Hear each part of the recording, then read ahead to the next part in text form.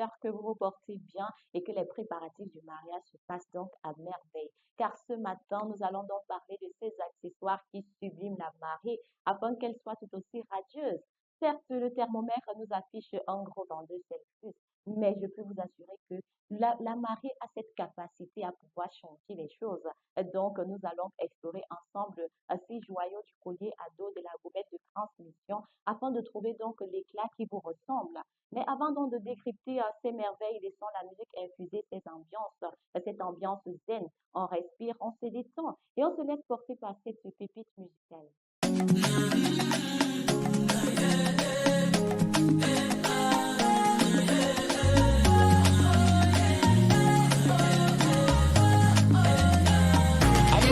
Je remarque que mon nom m'a laissé stressé. Dis-moi qu'est-ce qui s'est passé. Un bel amitié minime quand tu as mal. Qu'est-ce que je peux faire? Dis-moi qu'est-ce que je peux faire?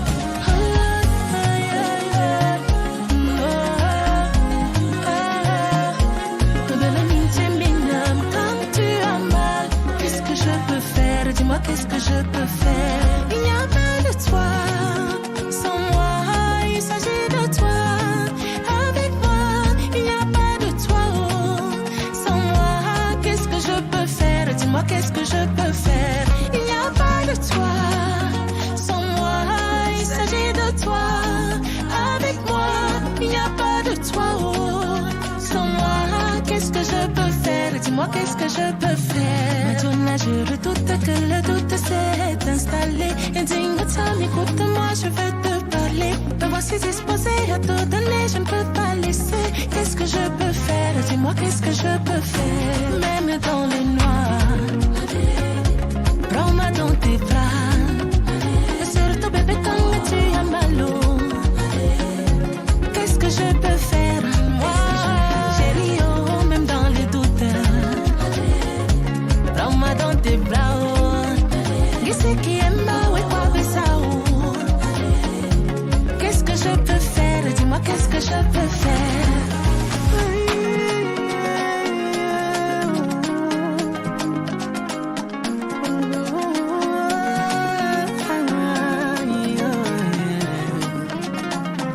Dis-moi.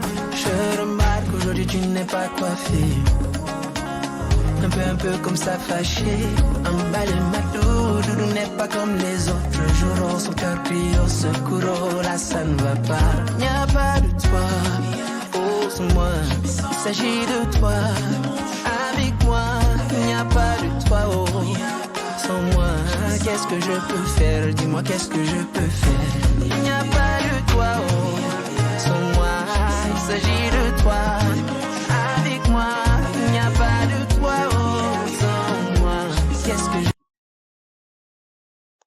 Oh, quand l'amour nous tient, quand ça nous tient à fond, on va pas se mentir. Pas de toi sans moi, il n'y a pas de toi. Donc, si je n'existe pas, tu n'existes pas. Il faut que j'existe pour que toi également tu existes. Alors, vous l'avez entendu, la musique nous supporte, nous transporte. Et c'est exactement ce qu'on attend d'un jour de mariage en 2026. De l'émotion pure et un soupçon d'audace. Fini les temps où l'on se contentait donc du traditionnel collier de perles. Aujourd'hui, le bijou ne complète plus la robe, il lui donne donc sa personnalité, le lobe de l'oreille jusqu'au bout du poignet. On oublie donc le classique, on passe au fantastique. On passe au fantastique. Voici donc les tendances qui vont faire jaser la belle famille samedi.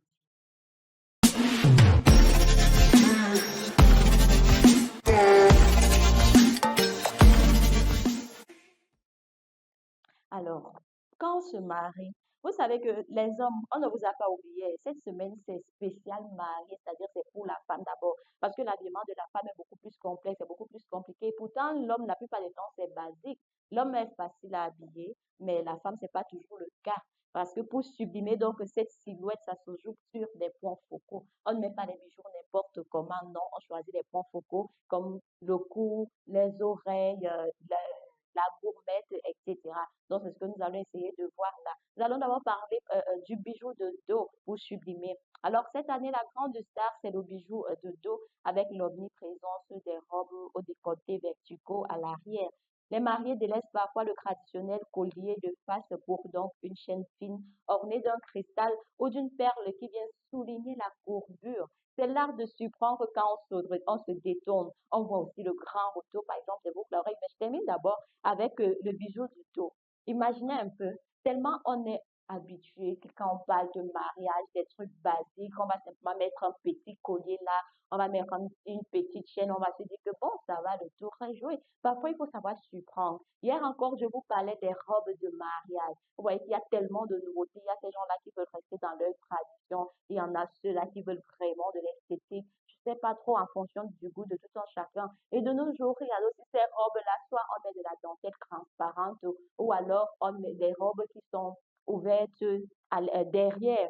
Généralement, ces robes, ça donne effet collier devant. Genre au niveau du cou, là, il y a une petite pointe en argent. Et puis derrière, ça descend en fait.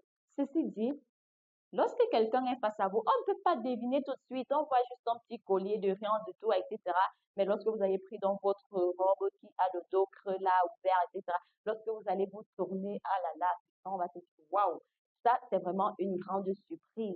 Vous allez voir comment votre robe va briller, ça va plus attirer les regards parce que c'est vous qui êtes à l'honneur. On dit que gars, le mariage c'est le plus beau jour de la vie d'une femme, on va pas se marier. Moi j'ai l'habitude de dire que quand on se marie pour la deuxième fois, ça n'a pas le même effet que la première fois. Parce qu'on se dit, ah, on s'est déjà marié, ça a donné quoi, etc. On se marie encore juste peut-être parce qu'on ne veut pas rester seul, etc. Alors, nous parlons également de la boucle d'oreille qui est désormais dépareillée ou des earcuffs. Des earcuffs, c'est quoi? C'est généralement ces boucles d'oreille en forme de bague là pour un look donc de mariée moderne, élégant et légèrement un peu rebelle là.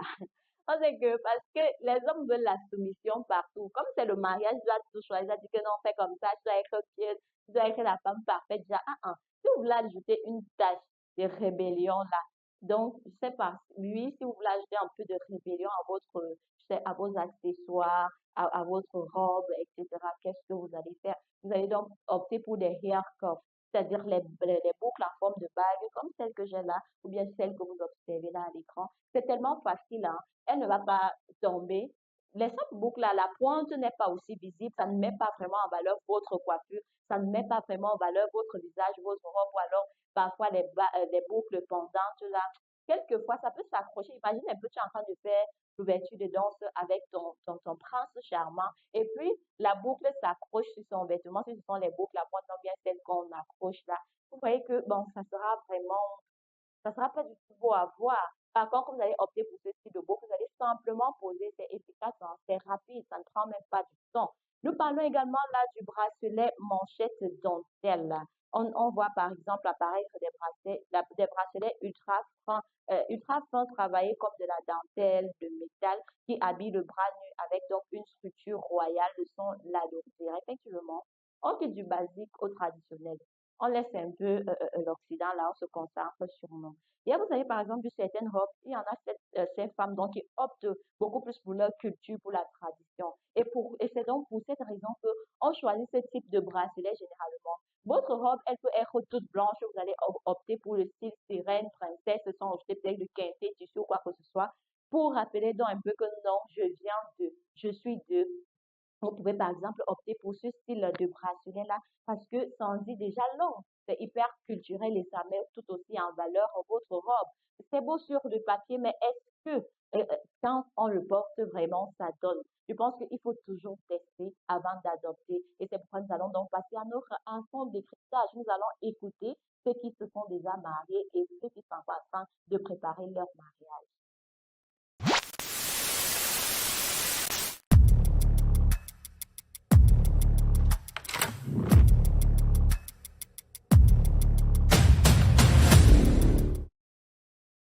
Alors, avant de passer au témoignage, il faut rappeler que le bijou du mariage ne se porte plus comme une parure figée, parce que l'idée est de créer un contraste sur une robe épurée en satin, ou alors on mise sur une pièce forte, un statement pièce, à l'inverse, sur une robe très travaillée en dentelle. On privilégie la finesse de l'or rose ou blanc, exactement. Lorsque vous avez ce style de robe, si vous allez opter pour une robe en dentelle ou alors en satin vraiment, il faut choisir soit un bijou à dos en or ou alors en argent, pas tellement, pas trop visible, etc.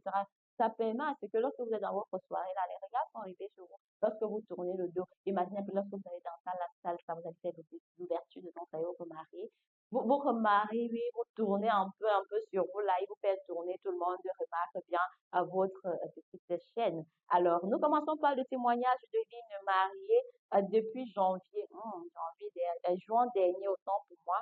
J'ai hésité pour le bijou de dos, mais l'effet a été incroyable. Toutes mes photos de dos pendant la cérémonie à l'église ont une touche magique. C'est-à-dire que ça habillait ma peau nue sans en faire trop et c'était idéal pour ma soirée de mariage directement. En fait, elle a opté pour ce bijou à dos. Lorsque vous l'observez, est-ce que c'est pas sublime? Imaginez encore lorsque vous êtes formé comme la sirène, là, comme la guitare, là, de forme généreuse, sans trop en faire. Vous optez pour ce style de bijou. Imaginez un peu, laissons même la robe de mariage, imaginez un peu votre robe de soirée avec ce bijou-ci. Parce que c'est même beaucoup plus adapté à la soirée. Parce qu'à la mairie, vous pouvez encore mettre des simples chaînettes là, etc. Mais lorsqu'il s'agit de soirée, non, il faut vraiment impacter. Il faut dire que waouh, les gens s'en rappelleront toujours que vraiment, elle était très bien habillée. Vous voyez, par exemple, je ne sais pas si vous regardez Quatre mariages pour une lune de miel. Là-bas, c'est pas le qui veut, hein, mais le qui peut.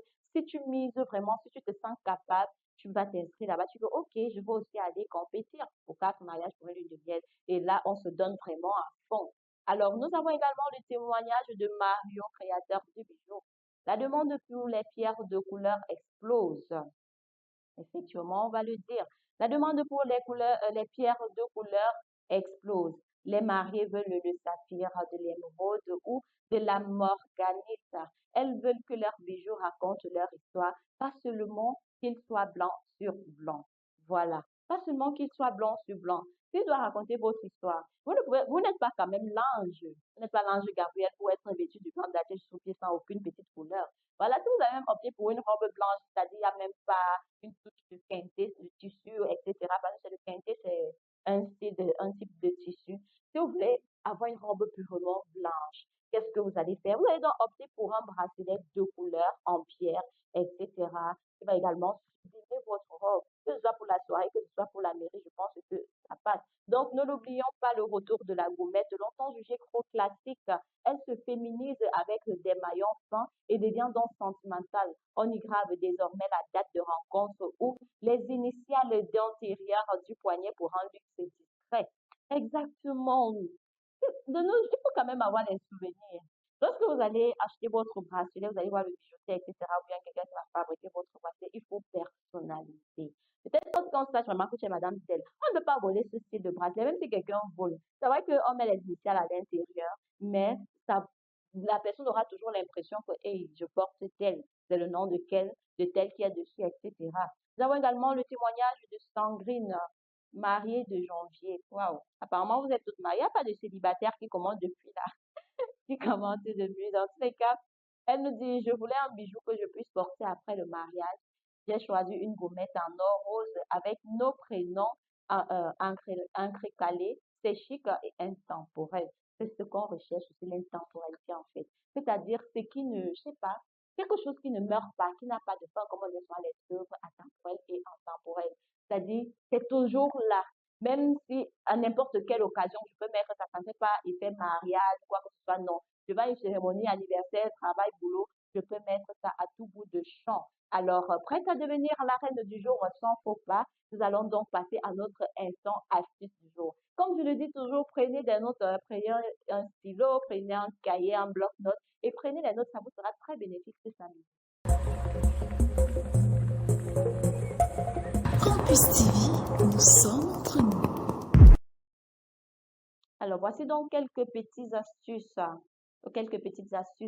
qui vous seront donc bénéfiques ou bien accessoiriser votre robe pour être la plus belle là, du jour. Comment dire que miroir, miroir, mon beau miroir, dis-moi qui est la plus belle. Et ça sera pour ce jour.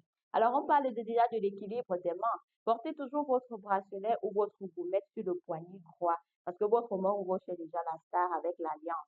On cherche donc ici l'équilibre de la silhouette exactement. Vous ne pouvez pas porter le bracelet sur la main, on va vous mettre la bague, non. Donc, privilégiez donc l'autre bras afin que vous dites que oui, je le veux. Donc, mettez la gommette sur le bras, quoi, etc. Je pense que c'est beaucoup plus facile. Vous n'allez pas encombrer parce que c'est tellement visible. On dit souvent que, ouh, on se tourne comme ça, on fait, ouh, je suis mariée, on a tant parlé, mais moi, voici. Aujourd'hui, devant Dieu et les hommes, je suis légalisée. On parle également de l'harmonie des métaux. On opte, par exemple, si vous optez pour une robe blanche pure, privilégiez l'argent ou l'or blanc. Une robe ivoire ou crème, l'or jaune ou l'or rose sera donc votre meilleur allié. En fonction, si vous avez choisi une robe blanche, optez donc pour l'or rose, l'or blanc, etc. Ça dépend de vous. Maintenant, le test de la coiffure, parce que tout se joue aussi au niveau de la coiffure. Alors, si vous optez pour un chignon haut, misez sur les boucles d'oreilles pendantes fines pour allonger dans le port de la tête. Effectivement, ça veut dire que les boucles d'oreilles pendantes ne sont pas bien, mais vous aussi pendant comme vous pensez là. Vous voyez par exemple ce style exactement là, c'est-à-dire c'est pas, ça ne fond pas vraiment, c'est tellement léger, c'est compliqué à s'accrocher sur le veston de mon époux ce jour. Donc, je pense que ce style de boucle là, c'est toujours hyper ça. Alors, nos bijoux de jour, nous avons choisi la boucle et la gourmette. Nous allons commencer par la boucle.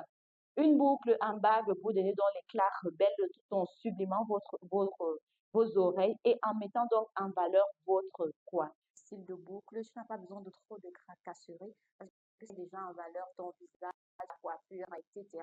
Et maintenant, pour ces femmes-là, même qui ne percent pas les oreilles, il y en a celles qui n'aiment vraiment pas. Moi, je pense que, et vous ne pouvez pas aussi aller vous marier sans quelque chose, c'est pas qui met en valeur votre visage, vos oreilles sont à nu, etc. Non. Donc, j'ai choisi celle-ci particulièrement pour vous aussi. C'est bénéfique pour tout le monde, pour toutes les femmes en fait. Cette boucle en bas, vous allez simplement accrocher, puis le tour est joué, c'était bon. Nous avons également la gourmette rivière, qui c'est le mélange parfait entre la gourmette traditionnelle et le bracelet tennis. Les maillons d'or qui emprisonnent donc de petits diamants, c'est le bijou de poignet par excellence qui capte la lumière sous tous les angles, notamment lors de la signature du registre auto. Parce qu'il faut signer, maman, optez pour ce type de bracelet de gourmette là, parce que ça donne déjà effet traditionnel. Et alors, si tu as choisi une robe normale, il n'y a pas de quinté, de tissu dessus, etc., et que tu veux un peu faire un rapprochement avec ta culture, qui te rappelle généralement d'où est-ce que je viens, ce que j'ai traversé, alors vous allez opter pour ce type de bracelet-là qui vous identifie. Quand on observe ce bracelet, par exemple, on pourra dire que, bon, peut-être elle est de l'Ouest, peut-être elle est du Sud. Ça donne aussi du suspense pour ceux qui ne vous connaissent pas. À la fin de cette parenthèse enchantée, surtout n'oubliez pas, le plus beau bijou reste et demeure toujours votre sourire. Comme on le dit souvent, le plus beau maquillage qu'une femme puisse porter, c'est son sourire. Alors gardez grand le sourire en ce fameux jour-là. Et demain, nous reviendrons encore sur la coiffure de la mariée. Parce que là aussi, c'est souvent hyper compliqué. On hésite entre chignon, etc. Et c'est là que ça ne devrait normalement pas être compliqué. Donc, je pense qu'on va désormais miser aussi sur notre coiffure. Et comme je l'ai dit pour les hommes, je ne vous ai pas oublié, mais cette semaine, c'est spécial Marie, c'est la femme d'abord. Pour vous, là, c'est pas assez compliqué, c'est pas complexe, donc on reviendra dessus. Alors, on se retrouve demain, comme je le disais, pour parler de votre coiffure. D'ici là, portez-vous bien, faites encore des gommages, afin des skincare ce fameux jour. À la prochaine.